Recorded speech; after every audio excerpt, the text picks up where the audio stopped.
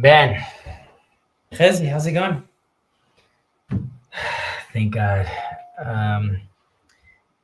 We were cut off towards the end of the summer, and which was quite lovely. I hope you had a good time. You're also coming here soon, no? Yeah, November, beginning of November. Okay, I'm excited for that. Mm-hmm. We're in the beginning of the holiday season as Rosh Hashanah, the new year, has come and gone. I hope you had a meaningful and enjoyable holiday. Yeah, I hope for yourself as well. It's nice. Uh, yeah, full of drama. Right after this meeting, I have a Mm-hmm. meeting with the synagogue, with our synagogue, the breakaway synagogue, which prayer service are people going to. So, Mm-hmm. um, but after I sent out a message, I spoke in synagogue and I spoke about how, like, unity through diversity, right? We don't have to be the same, but we should try to be working together. All those good stuff.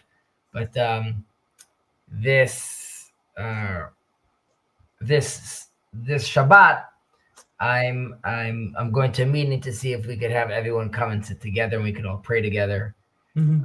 Because definitely for the holidays, I think it's important to us to show for ourselves unity, and then maybe later on we could go our own ways again throughout the year. We'll see, but hopefully it'll be successful.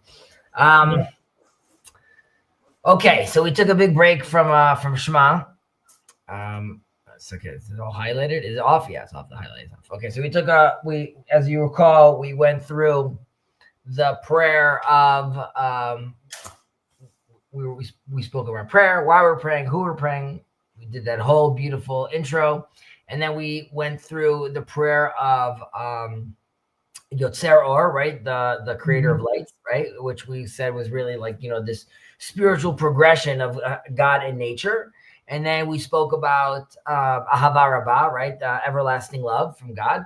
And this is really God in the soul, right? And now we have the Shema Yisrael, which is really declaring the oneness of both of these ideas of, right, the agentic and the arenic, God's, the tetragrammaton and Elohim or El Shaddai. There's different ways of looking at it, but basically these two prayers are bringing us up to the crescendo of two of these things molding together, right? As we say that he who chooses Israel with love, right? We spoke about how that, the divine chosenness,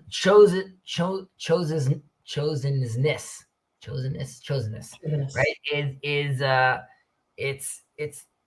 It's really that we realize that we're coming into this relationship with love. We're being invited into this relationship with love and God, and it brings up like this responsibility, right? And it's a very big statement also from God that God is not only creating the world and stepping back, but he's actually involved. He's choosing, he's making a selection, right? And he's not only revealing to us his laws, right? He's actually entering into a relationship with us as well.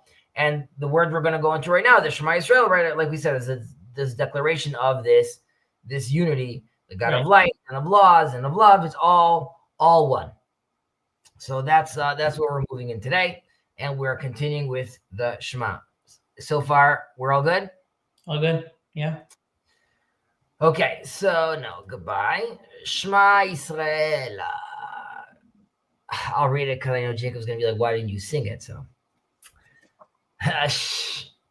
Shema Yisrael, Adonai Eloheinu, Adonai Echad, ואהבת את אדוני אלוהיך, בכל לבבך ובכל נפשך ובכל מאודיך, והיו הדברים האלה, אשר אנוכי מצווך היום על לבביך, ושיננתם לבניך, ודיברת בם בשבתך בביתך, ובלכתך בדרך, ובשופקך, ובקומך, וקשרתם לאות על ידיך, והיו לטוטפות בין עיניך, וכתבתם על מזוזות ביתך ובשעריך.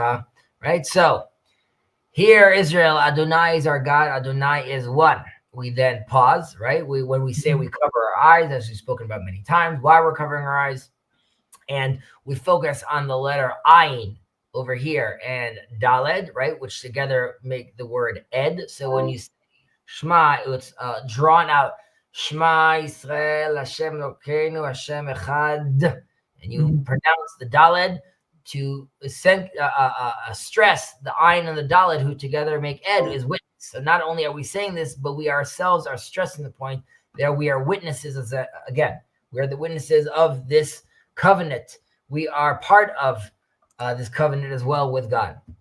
We then say quietly, Baruch Shem Kevod Malchuto L'olam V'ed. Blessed is his name, whose glorious kingdom is forever and ever. And then we go on to recite this first portion over here. And you shall love Adonai your God with all your heart, and with all your soul, and with all your possessions. And these words which I command you today shall be upon your heart, and you shall teach them sharply to your children, and you shall discuss them with your when you sit at home, and when you travel on the road, and when you lie down, and when you rise. And you shall bind them for a sign upon your hand, and they shall be for a totafos between your eyes.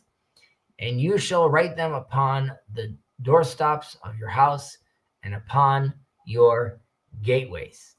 Okay, so very, very powerful verse that you and I say very often. And right, why don't we just skip over here? Here we go, back in. Okay.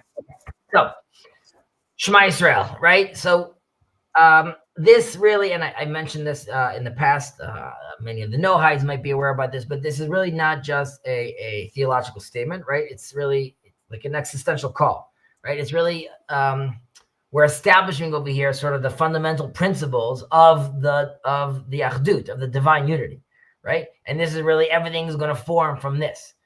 When we continue saying afterwards, right? When we say that I'm loving God with all our heart and all our soul and all our might or all our possessions, that's in the context of what does this mean that it's all one, right? And we have to realize that once one understands that Hashem is one, right? That he's present in all things and he's the source of all things, then how can a person not love him, right? It's sort of the natural response. You'd be like, why am I going straight into love? But I just made this declaration where I realized that God is in all things. And once I've made such a declaration and I've internalized that, the natural reaction should be, well, you could say that there's still awe, right? You could still be like, it's a scary thing, but there's a sense which is like how glorious he is that he's involved in all these things. And there's this automatic feeling of love. The Rambam talks about this also in the Mishneh Torah, in Yesodei Torah. I'm not exactly sure which one, but he talks about when a man is going to look at the world and look at all the creations and look at God's deeds, automatically he decides that he loves God and he starts glorifying God's name as well. That this will be the natural reaction that comes out, right? Love comes from clarity. I'm really seeing God's infinite wisdom in all his creation. So in that sense, that's why we immediately go into love. And even that's a higher level of love. It's a high level of love because it's the natural reaction of fully understanding God. And the words themselves of Shema, right, which is, it's not just listening, it's also to understand and to internalize, right? So it's not just hearing God's, right? It's understanding this is what's leading me to this emotional attachment, right? I fully understand when we also say about when Adam knew his wife, right? Knowing her biblically, there's a deeper knowledge here too, is hearing someone in a biblical sense, fully understanding them. And this love is really not based on a reward, right? It has to do with like my self-interest. We also see that in the next paragraph, right? Which is, it's very much lishma. It's for its own sake, ultimately, right? And we could see this as, one second, scroll down to the word here. Yeah, we could see this really in the we'll call the Abrahamic model, the Avraham model over here, right? Which is that what was so special about Avraham, the Sifri, which one of the commentaries connects V'ahavta to the V'ahavta of Avraham. Avraham Avinu, Abraham would make sure that everyone recognized God and loves God. That's what he was really, really pushing this, and people's reaction was kamanehu kamane edrachav, right? How glorious God is and how glorious his ways are as well. And by basically doing great hasbara or great marketing for God that Abraham was doing at that time, people felt falling in love with this. So this is part of the love that we want to be showcasing to the world itself. Now we see different expressions over here of your heart, your soul, mo'odecha, right? Your might or your possessions. So we also want to get into what each one of these things mean. So with all your heart, b'chol levavcha, right? So the famous commentary is b'shnei yetzarcha, right? The reason it's plural in Hebrew, levavcha is plural, not just balev shelcha, is it's my good inclination and my evil inclination, right? God is involved in both of those, and that's why you should be using both of these inclinations to be loving God ultimately. And when I'm taking the Yetzer Hara, we spoke about this. What does it mean, the evil inclination? It doesn't mean actual evil, right? It's not inherently evil. It's a force of God. It's a force of the divine. It can be passion. It can be creativity. And I need to be able to harness this desire, right? And I need to integrate the Yetzer Hara in doing this. There's an example of this would be, let's say, on Shabbat, right? When we have these big meals, we have Onek Shabbat. Now you could say part of the delight of the Shabbat meal is eating this, this big hearty meal. Now you could say that I want a refined palate, right? That I'm going to know what my ceviche is, and I'm going to know what my fancy meat is as well. And I need to be able to do these things. Now, this is a physical trait, and this has to do with like a material desire, right, of eating good food, right? So the Yetzer Hatov over here, the good inclination would be the spiritual yearning I have to connect to God. The Yetzer Hara, right, the evil inclination over here is the worldly enjoyment. But if I'm connecting both of them together, right, or a classic example would be, we spoke about this once with Rav Kook about talking about the desire of, let's say, sex being like very fundamental, which is, of course, it could turn into incest. It could turn into something horrible. But if it's oriented properly, then obviously that's bringing us life into the world. Right. Make sense? Yeah. So that's b'chol levavcha, right? With all your heart, with all the full unity of your inclinations. We then have b'chol. Why does it keep bouncing? Nafshecha. B'chol nafshecha, right? So we have it with all of your soul, your nefesh. In this sense, we'll call it your soul, right? We spoke about nefesh in Shema Prakim that's a deeper understanding. But we gave that, but here we'll talk about it as soul, right? So even if God is taking our life, right, this is really the ultimate call for loyalty, really. And that's the famous example in the Gemara, which is afilu notel nafshecha, even if he takes your soul. And we have the very famous story of Rabbi Akiva, right, that he was being put out to death, and they were combing his skin with these combs, these metal rakes, and he was reciting the Shema, and his students come and ask him,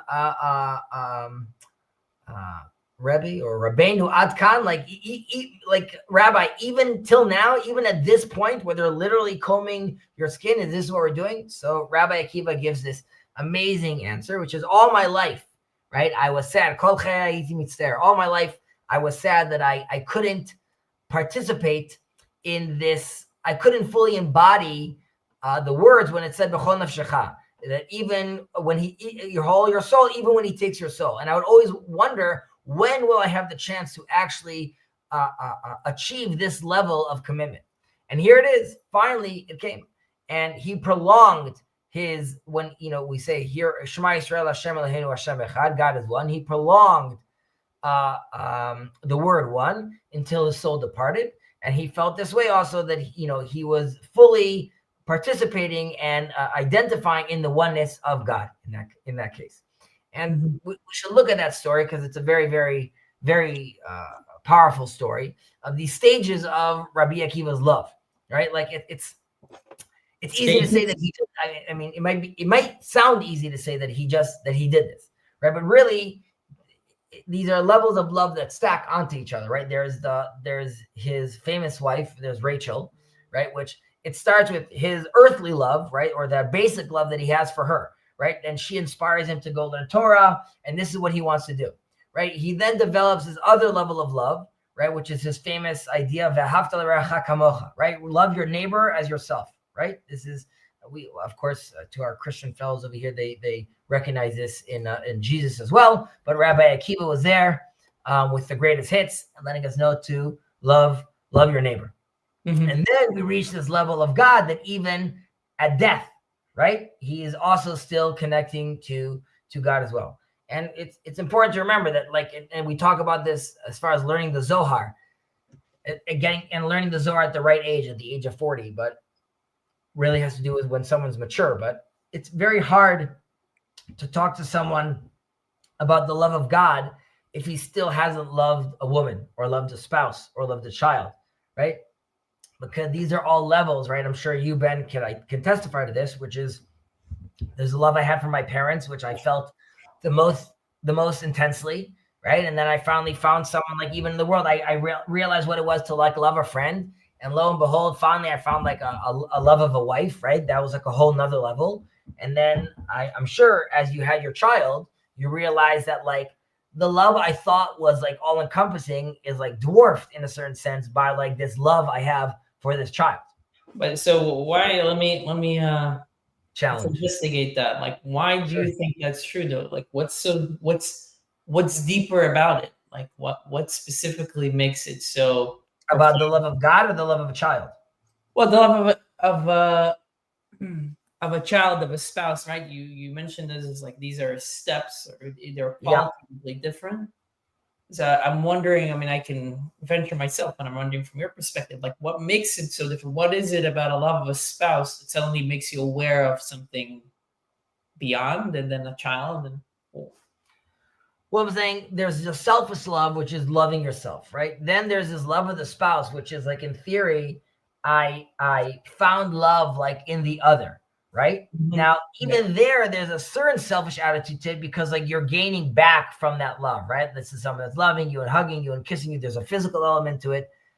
The love of then the other, the neighbor, is someone that I'm not necessarily coming back from, but I recognize once I loved myself enough properly to recognize who I am, which then allowed me to create space for my wife, which was a whole nother level of love, which allowed me then to realize that there's other people out there, right? And once I could do all those things, right, I could then, in theory, with my wife, her and I together, each going through that process, now that we appreciate ourselves, and because of that we appreciate each other, and because of that we appreciate the world, we now could, like God, create a life and bring it into this. And that allows us, in a certain sense, right, like what makes Chava, right, what makes Eve a mother is Cain, right? Cain comes to the world that now allows her to start feeling sort of like a God, right? She can now feel what God feels like as well. So getting to that level of knowing what it is to love a child,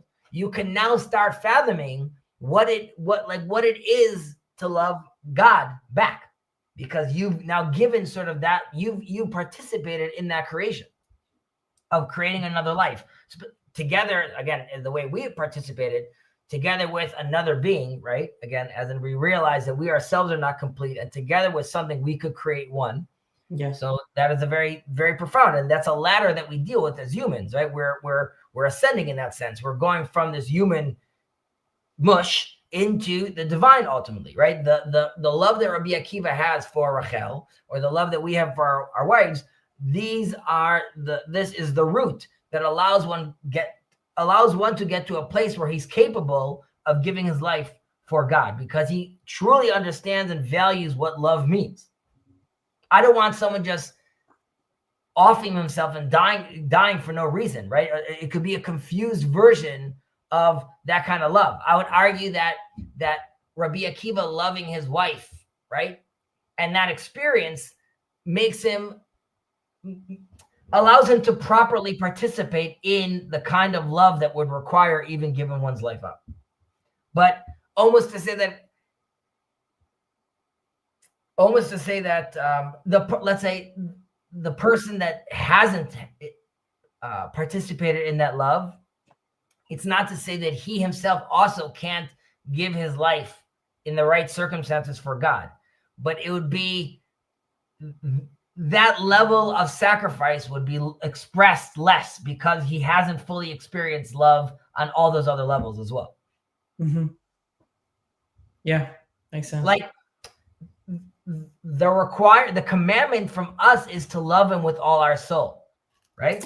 And you could come and say, like, how do I do that? Only someone that has experienced and has worked and has done enough reps on his soul, so to speak, could fully appreciate what that means. You know what I mean? Like, everyone could run a little race, but only, like, does the marathon runner, can he appreciate, like, this next level run that he, quote unquote, would have to be giving up on? Mm-hmm.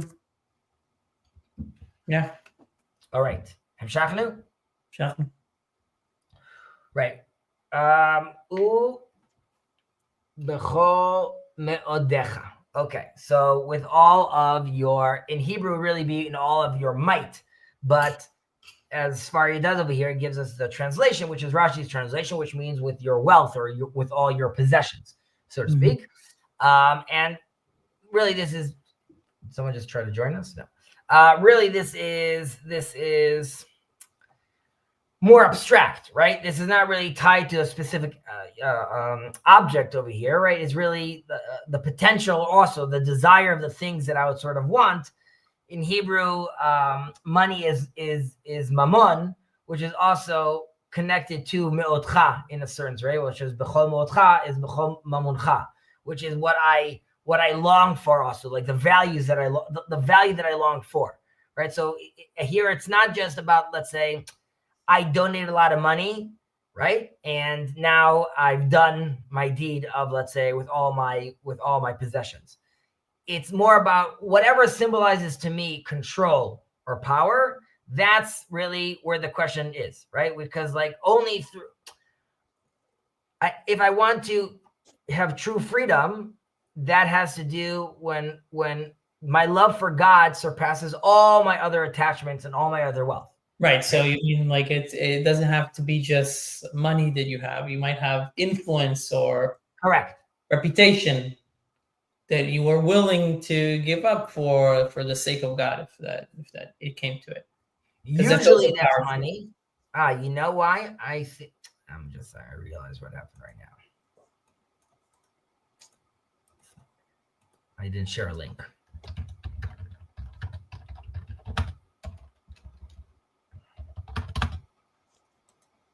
I'm sorry that I didn't send a link. Now I did. Someone wanted to join. Okay. FINU. What were you saying? You were saying something and I cut you off. I'm sorry. Right. The wealth, the power. Yeah. It's like everything, power, meaning it could be reputation. It could be influence. Right. Which usually was money, but correct. Reputation. Exactly. So we're in the Chol Mo'otcha, right? So that's what we're looking at as power, right? There is another interpretation, which is, this is a Talmud interpretation, which is Mo'otcha from the word moded. It's b'chol midah v'midah she'Hashem moded lecha. Jacob Blake's talking about this a lot with regards to, God is the way you're measuring other people, God is measuring you, right? So really, in that sense, in every the way we are, we have to see where we are in life right now, as like the measurement of where we are in life, or the placement. The measurement is like the wrong word. I'm trying to think what the right word in Hebrew, but midatcha, it is the right measurement. It's like sort of where you find yourself fitting in properly. So it would be, if I'm happy, or I'm sad, or I'm wealthy, or I'm sick, in all those places, I need to be in this mindset, which is gamzula tova, basically, which all this is for the good, right? So I need to be, I don't want to say like you need to be like a naive optimist, right? Which is just like, just happy, but it's like this deep faith in the history of your life, and understanding that even in the darkest moments, right, it's still ultimately leading to something good. We talk about this a lot. We spoke about this obviously in the Shema. Yeah, it's a stance rather than a what do you like rather than being pessimistic or optimistic. It's a sort of a stance. It's a mindset. It's a mindset of like viewing things, which doesn't mean that you necessarily need to ignore certain things, or that you just like that you deny certain things, but it helps you view them in this larger axiomatic perspective that you are holding. So everything is oriented in a Towards particular that, yeah. place. Agreed. Okay. So we continue. והיו הדברים האלו אשר אנוכי מצווך היום על לבבך, אשר אתה מבניך ודיברת בם, שתלך בדרך ולך בדרך, ושם במומך. Right? So, and you shall love, and these words which I command you today shall be upon your heart, and you shall teach them sharply to your children, and you should discuss them when you sit in your house, when you go, and when you leave. Right? So we're back in this discussion, which is what is basically like the teaching Torah, right? It's like this like the consequence, so to speak, of love that we have over here, right? Yeah. So I keep on getting these click. Oh no, it wasn't a click. We got it. I think I added him. Kirk. Hello. I just didn't know if you needed face confirmation because I went out for a sec, but I think we know who you are. Doing all right? I'm doing all right. Glad to hear. Let's see here. Right. You buckled up? Yep. Okay. Okay, so we're talking about Vayud Dvarim Ma'ele. So this whole section, well, the Rambam takes this whole section and really puts it into Hilchot Ahava, the laws of love in the Mishnah Torah, right? Because he doesn't see this as just a duty, right? This is ultimately like an expression, like we were saying earlier, this is an expression of love, right? Which is a love that's seeking a connection. And as far as the Rambam's concerned, it's understanding God, right? The divine mind. That's what we want to connect to, knowing God. And Hayom, when we say we have to do this today, right? This is also that this is emphasizing, because as we repeat this every day, that this is constantly being renewed, right? As Rashi always says, "Shelo yu kedvarim mishanim be'enecha," right? Like you shouldn't see this as something that's old, whereas in every day this is a renewed agreement. This is a renewed commitment, and we want the Torah to feel as fresh as possible, obviously, because it needs to be part of all our living moments, and that's why we get into it, right? Which is I'm doing this every moment, when I'm walking, when I'm leaving, when I'm waking, when I'm going to sleep. So it's really the mindfulness app, right? This is the divine awareness that is like it has to permeate all my different elements of life all the time. And when we say in Aramaic, right? There's no space that's void of God. Hashem's unity is really a unity of consciousness, right? My whole life is Torah. And I've given this example in the past about my uncle, may his memory be blessed. So, on Shabbat, on Friday, when his wife my aunt was preparing food, right? He wouldn't eat any of that food because it had like Shabbat particles on it. That's the way he spoke about it, right? Because when his son and my brother went into the army, they left the study hall to go into the army, and there was a sense as if like this is now you're stopping to study. But instead, he gave a speech about expressing how, the very action itself is an embodiment of Torah study, right? So it really depends how you look at your life. And, you could say that this is, and I often say this about the TLC, that you could see, I see in the TLC a participation in Torah learning, right? So like that's time I'm using to do, just talk to my weird internet friends, or you could see it as times I'm using to learn Torah. Yeah, and if I may, there's actually an article, I believe it was on Chabad. So is it okay if I bring a story into this that I think exemplifies this? You could bring in the story, Kirk. So I read on an article, I think it was on Chabad, where it was a story of Rabbi Jonathan Sachs going to Israel, going to Kfar Chabad, which is, I heard, like a Hasidic neighborhood in Israel. And he was saying, he was saying, one of the Hasidic men was telling Jonathan Sachs that you who study secular philosophy in England, right? Because Jonathan Sachs is more, you might say, modern Orthodox as opposed to the Hasidim. There's a sense in which you think about God more than we in Kfar Chabad do, because we live our whole lives thinking about ourselves because we are thinking, how can we best be exemplars of God? Because all we know is the Hasidic lifestyle. Whereas you, who have to struggle with God as someone who studies secular philosophy in England, who's raised in a more, you might say, modern Orthodox lifestyle, have to put more conscious effort into integrating God into every facet of your life, because it's not as though God comes automatically because you weren't raised that way. Instead, because you're engaging with science and philosophy and other disciplines that are not historically studied by Hasidim very much, there's a sense in which you're actually bringing more holiness into it, because you have to actively have I believe the term is kavana. You have to have the intention of thinking about God when you're doing these things, as opposed to God coming automatically. Does that make So sense? it does make sense, and that gets compressed into a statement of, in English, it's where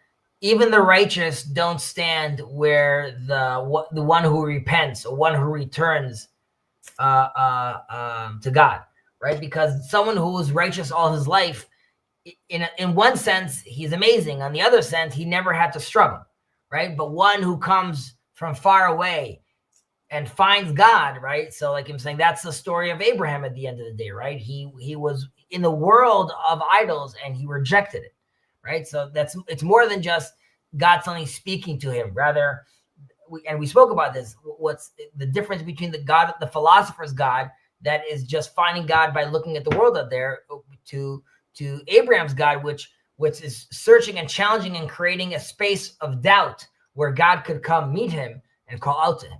So yes, I think it's also reflected in the last few shot in the Torah that we read, right? Because Moses is telling them about the blessings and the curses, and when he's telling about the blessings, he also includes the curses, mentions the curses, and I think one of the questions that is raised is like, why is he mentioning the curses here as well? And the idea is that through these curses you can understand, right? Like the love, that what you have, the gratefulness. It's like something we spoke about it in other streams or in other places about a descent for the sake of ascent, which is true in life in general. In terms of when you lack something, is it's very often that when you lack something, you understand that you have that you are missing something, or you're seeking something specific, right? And it gives you the actual chance to go after it and appreciate it more. I agree with that, and I think it's also in reach, right? A lot of what the last few portions are talking about. I mentioned this in my weekly portion review, which is right when the portion says choose life, right? Mm-hmm. Wouldn't it be obvious that I would choose life once you're telling me that if I do the bad things, I'll have death? Why would I want that? Yeah. And in the mystic religions, right, like death is where I ultimately, that's the next level. I joke around with my grandfather, like, he's excited for like the next stage because like, I want to see what happens in chapter 2. On the other hand, like, so unlike the other religions, God is saying, well, there might be another dimension after death. It's choose life. It's here where you're supposed to sanctify and make all these things happen, right? You're supposed to work hard and deal with the challenges you have over here. Take the mundane and sanctify it, right? The Holy of Holies is not taking something holy and making it holier. It's taking something unholy and making it holy, which turns it to a Holy of Holies, because you've taken that potential and you've taken it to the next level. And that's also part of the co-creation that God is asking us to participate in, right? The story of Jacob's ladder, if I was a mystic, I would want it to end with them ascending. But the angels, as we know, ascend and descend.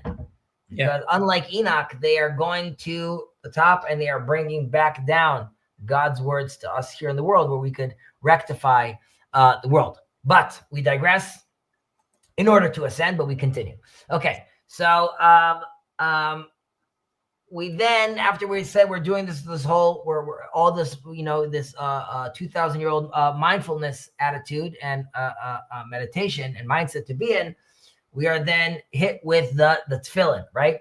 This binding of the body and love and the mind all together. So it's 9:12. Okay, let's get into Tefillin just for a moment, because it's important.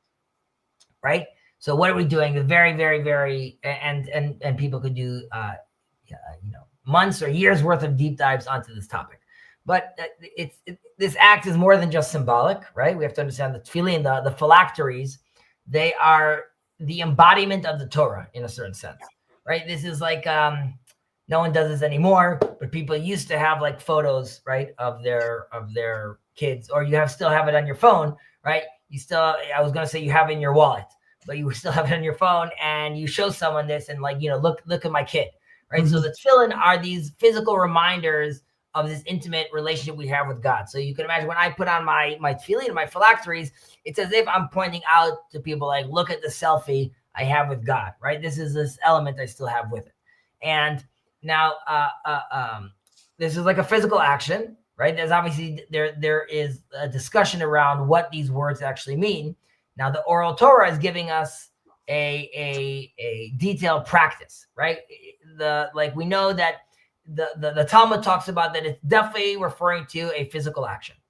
And you could see this also, that it's on levavecha, right? It's on your heart, right? So this is internal. Let's see if we could do this. You'll help me with this, Ben. Okay. So I would say if it's on my heart, right, this would be participate, as far as John Vervaeke's piece, this would be a participatory knowing, right? This is my inner transformation. My identity is in a relationship with Hashem, with God. Then it's yadecha, right? So this would be my arm. This is actually showing action. So this would be the procedural knowing, right? I actually have to practice it, right? And I have to realize that God is allowing me to doing this by the embodied mitzvot as well. That's why we say Judaism is a very embodied religion with all the commandments we do. We would have a necha, right? My eyes themselves, where I'm putting the phylacteries, right? So this would be my my perspectival knowing, right? So I'm shaping how I'm actually seeing the world in front of me, right? I'm attuning my perception, so my consciousness to this, to the covenant of Hashem.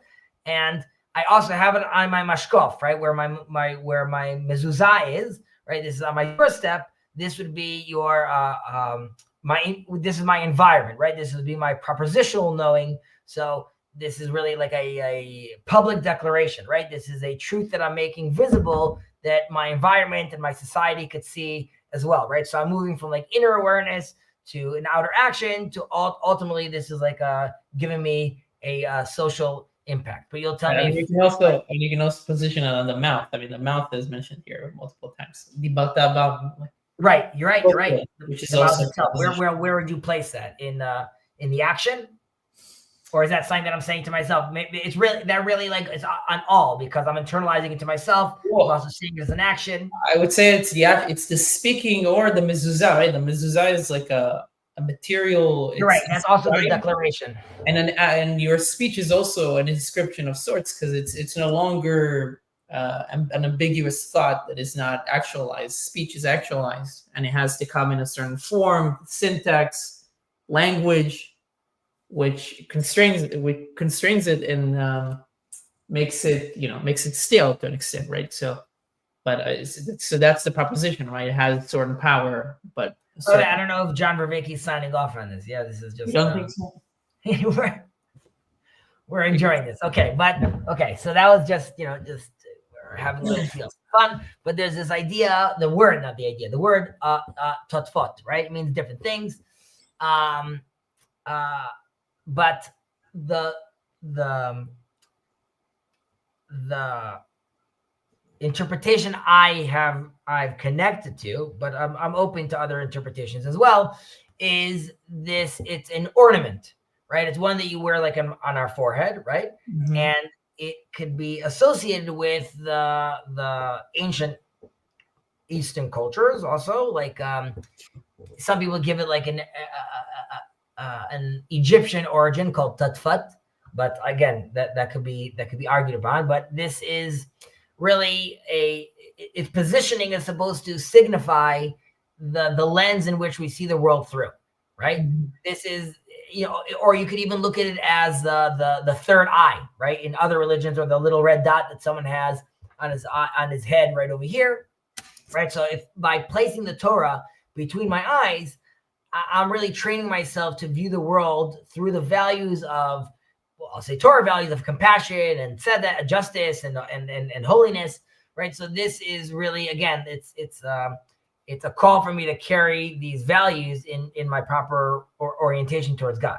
Now, the reason why it's interesting, why I'm connected to it, as far as it being like this Egyptian ornament, is because in ancient Egypt, right, the pharaohs wore these on their crown. Depends if you were the king of the lower or the upper delta, but you had the serpent, right, on their head, right? And mummies also were wrapped like in these scrolls as well. And these are cultures, obviously, that understood the power of memory and spirit that has to be bound together to the body. So they were still trapped, though, nevertheless, in this nature relationship. Ultimately, they had the Nile that they were dependent on. They weren't depending on rain. And they had this very nature-bound relationship. And the Torah, our cultural appropriation and our response to leaving Egypt, is the Pharaoh's headboard, like his crown, or headband. I don't know if the headband is the proper word, probably crown. That's our Tefillin shel Rosh, right? That's our head phylacteries. And the scrolls that sort of are wrap around the mummies, these are our living mitzvot, right? These are the body commandments that we deal with. And obviously, when we're in Egyptian and when we were Egyptian, when we're participating in that womb of bondage, right? The Jewish freedom is sort of showing what our moral responsibility is right now. And in that sense, and we talk about this on Passover, obviously, that Pesach, right, or Passover, the Exodus itself is not just a physical moment of us being liberated, but it's also like a metaphysical one, right? We are actually moving from this, fatalism, so to speak, to this really, there's an ethical choice has to be made right now. And I'll just add one more note just on these parallels between the tefillin and the crowns. In the Kabbalistic thought, there's a layer that we could add on to this, which is the crown had the vulture and the serpent, sometimes both of them together. And that could also correspond to, at least the Zohar talks about this, the Bina, understanding, which is the upper worlds, and Malchut, which is kingship, the spheres, which is the lower world. And these are the two tefillin traditions that we have. We have the Rashi tradition, which focuses on the sort of the revealed order of the things in the world. And there's Rabbeinu Tam, which emphasizes more of the hidden dimension, right? The other worlds out there. And in this sense, it really, reflects the idea that Israel, which is like the inner fruit, is emerging from Egypt, right? The klipa, the outer shell. And in some way, the Egyptians, what's the divine sparks of the Egyptian people is still alive in Israel. We are, in that sense, the rectified Egyptians, in that sense. It's interesting. It makes me think this is totally sort of unrelated. Sure. But it makes me think, because especially Rabbi Sachs also alludes to this, like connects the covenantal nature of the Jews and with the U.S. and how that's kind of like the closest thing that we have. What do you mean? Sorry. In terms of being a country that's being a nation that's founded on principles and how the founders were particularly influenced by that and tried to embed that within the Constitution, whether implicitly or explicitly. But it makes me think that to also look at the U.S. as this like this fruit that comes out of a shell. That's the Europe of that time, and also think about like just in terms of historical. I think that's always happening. I think we ourselves need to shell our shells, and there's right. Israel needs to still manage. I mean, so I think what's interesting is right now we're looking at the whole world in this sort of emerging out of the cocoon in a certain sense. The Middle East is changing, and like even the declarations about Palestine right now. Like here you go. Like now there's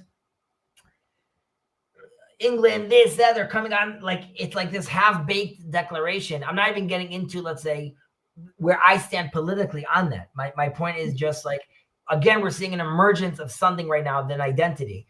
You could talk about this in the trans movement. You could talk in all different places. We're seeing people are trying to come out with these identities.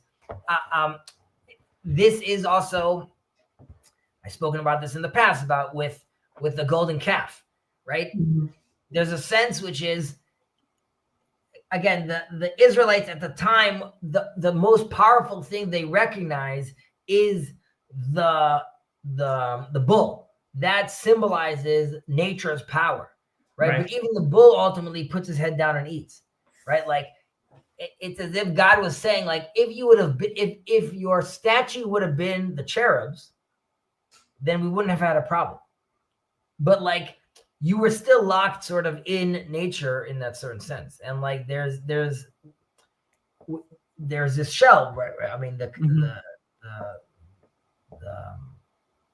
Kabbalah talks about this often, right? This klippa that we need to take off. And that is the world that we're living in, right? Or even being black-pilled, right? So to speak, or red-pilled, so to speak, right? Everyone's sort of, it's funny because this is something that emerged recently, being black-pilled or red-pilled, which is a phenomenon, which is a cultural reference from 1999 of The Matrix, right? Mm-hmm. Which the brothers, the Coen brothers, making that movie is heavily based on Kabbalistic ideas. So like, it's all about people realizing that we are living in that sense, in a simulation, right? So like, the klippa, or it's just you seeing like more of the code. It starts becoming more obvious. And the more of the code you see, the more you can manipulate the world around you, not in a bad way, but stopping the bullets, or choosing life, or realizing how the actions we have, the things we do in this world, how they ripple and they have an effect in this world. All that is all manifests in that idea. Right. But the only thing I have to add off the top of my head to that is I thought The Matrix was some Wachowski brothers, not the Coen brothers. Sorry. You're right. Well, it's now the sisters, not the Coen brothers. The only thing that I would say to that is that it stops somewhere, right? Because I mean, you might see more and more of the code, but then you might have the sense that, hey, I can control this, or I can do something here, which is one sense true, right? Because you know more about it. So you perceive and you gain more freedom, but at some point also you also realize that there is so much more far down that you don't understand. So like, you keep hitting these other layers of ignorance that then takes you to this to, I think, what we're also saying in the Shema, this sense of like this submission, humility, understanding that it's all part of something that's much, much bigger than myself and what I can understand. But that's why we close our eyes, because we realize we really can't understand it. And that's why what is the indication of Moses's, according to Maimonides, highest? Why was he at the highest level? Because he knew that he didn't know, right? He himself knew that, like you just said, he realized at some point, after being like, a Google levels deep, that it just goes a Google level deeper. Like it's only more than this, right? And you're right saying that, like, at some point you could think you could control it, right? You have an Agent Smith that decides that he's going to do whatever he wants. You're right. You can't. Right. It's always like that. What is that? It's the Dunning-Kruger effect. It's like you don't know anything, and then you realize something. You think you know everything, but then you realize, whoa, I don't. Like this. So the Torah early on tells you you're going to find a lot of truth and energies in sacrifices, even human sacrifices, and blood and incense. Incense. But like we said many times, the only place you could participate with that is in the temple when it's oriented. Do blood rituals, even have the cherubs, right? Even have the quote unquote statue, have the idolatry there. Right? The Torah is not blind, and even once you surpass that, right? Aaron's sons, right? Super holy. Now, if you want to be fully holy, guess what's going to happen? You're going to get burnt. Not even necessarily a bad thing, but like we said, God is saying choose life. They're burnt now, and they might be like, that's it. Like now we're in with God, and we're like in this super high place, and that might even be true. But God is saying that's not what I'm looking for. Just like I'm telling also the monk, right? The Nazarite, sorry, who realized, he's like, I got to step back so I could be like, I could get to this holier level. That's amazing. And you did that. You still have to bring a sin offering, right? Because in order to do that, you have to detach yourself from this world.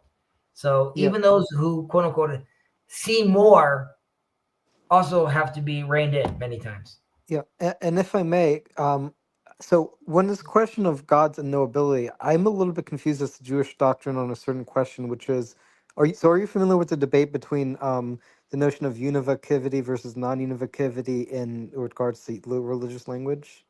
I'm sorry, you were cut off there. What did you say? Are you familiar with the notion of univocivity versus non-univocivity in regards to religious language? Univocivity? I think you just made up that word. So I meant to say like unikiv. I forgot. It's like the idea was religious language is univocal or not. It's like whether it describes God directly or whether it's only analogous. It's basically the idea like when you say God is good, is that the same I type know of what good? univocal means. I'm looking for like the univocal philosophy. Yeah. Well, but I was just curious whether Judaism considers religious language regarding God univocal or not. No. Okay. No, you'll have different means with how someone uses the word nefesh in Chabad, or whether how Chabad interprets the Rambam, or how a Brisker interprets the Rambam. So you'll have many. I mean that's part of the criticism of Maimonides, right? Because the rabbis come and say, according to Maimonides standards, a lot of these rabbis who have spoken about God, like saying like, like large hands, or like I'm saying big, like large shoulders, they themselves are now considered heretics according to Maimonides standards. So we're definitely not univocal about that. There's many different interpretations of how people understand certain words, but it's always the case. It's all within the 70 facets of the Torah, and those 70 facets, right, which like you could say it's an arbitrary number, they only get interpreted through the tools that the Torah can get interpreted through, right? So while there is a lot of flexibility, right, so it's not univocal, but it's not anything you want. Yeah, that makes sense. And yeah, I'm sorry for mispronouncing at the first part. Sometimes You didn't. You humble us. We know less, but unfortunately, I was not going to joke about my ignorance. And I got to run to another synagogue meeting. But I'm glad, Ben, that we got to do this. Kirk, I'm glad you got to come back. Yeah. We finished the first portion of the Shema. We will continue next time with Vayayim Shema, and we will go on from there. Once we're done with the Shema, we move on to the standing prayer.